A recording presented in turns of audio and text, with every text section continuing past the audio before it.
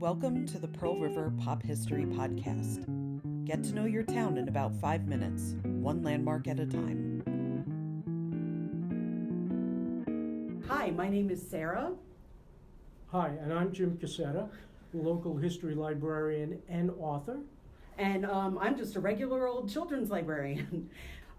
Jim, how are you today? Oh, I am very good, Sarah. How are you? Oh, very well, thanks. So that's our first question. The next one is, what are we going to be talking about today? Today we're going to be talking about a cannon that sits in Memorial Park in the center of Pearl River.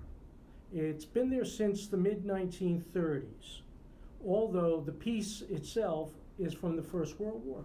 Okay, so actually you've answered a couple of the questions here, because the next question was, where is it? Right. And it's in the center of town. And then when is it from? And you said it's the 1930s. That's when it was placed. There. Right. Okay. And then why is it significant? Okay. It's significant because originally when the First World War veterans came back to Pearl River, they wanted to start an American Legion. But another group wanted to start a Veterans of Foreign Wars.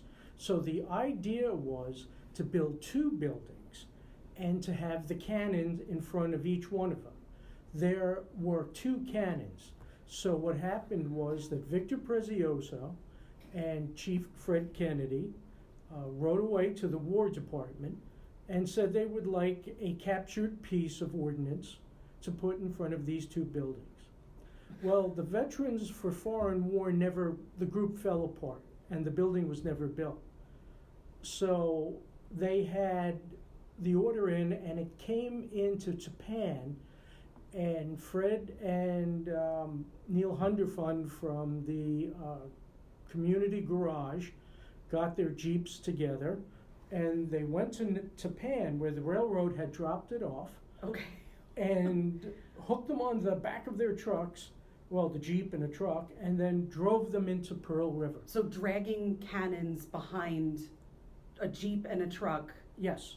From Japan up Orangeburg Road, which at that time was not paved. That really wide road. Yeah, it was a really wide road. In those days, it wasn't as wide. There was some macadam on it, but it was nothing like modern. Mm-hmm. And they drove it all the way into town. And with the two of them, they put them in front of the Railroad Avenue American Legion. Well, what they found was that it was overbearing. These two giant cannon next to the building, there wasn't room for parking or anything else.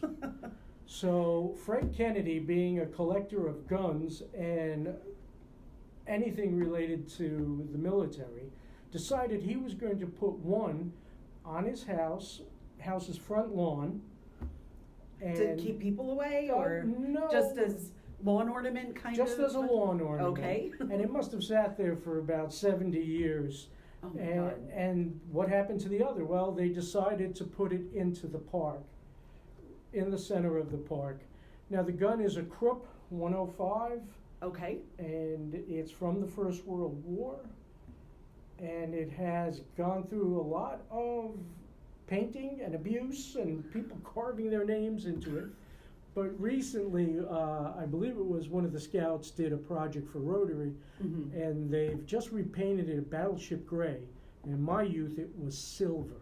Oh, like shiny silver? Yeah, so it looked like a disco cannon. I think this is more appropriate for a piece of military ordnance. Yes, matte gray, like battleship plane, yeah. Absolutely. And that's how it got in the park. Now the park is called Memorial Park. Prior to that it was Bronsdorf Park. Okay. So people will call it the two, either name.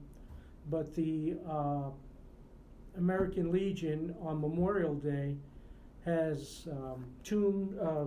gravestones set up and crosses, mm-hmm. with the names of each fallen soldier. Just representative. Representative, yeah, okay, right. Okay. Right. This the Memorial Day parade ends there, and the high school band plays music. They have taps. They have a gun salute, and that's been a conversation piece and a landmark for Let me see, it's going on 90 years now. Wow, that's amazing. I drive past it almost every day on my way home, I so. know. Well, now I'll be able to look at it and I'll know where it came from, so thank you very much. You're most welcome. All right, I look forward to our next episode. So do I. This program is written and produced by Jim Cassetta, Sarah Northshield, and the Pearl River Public Library. Editing and original music by Steve Hamilton.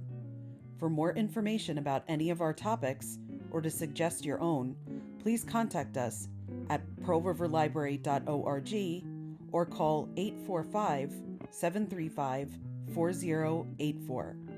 Thank you for listening, and tune in next time.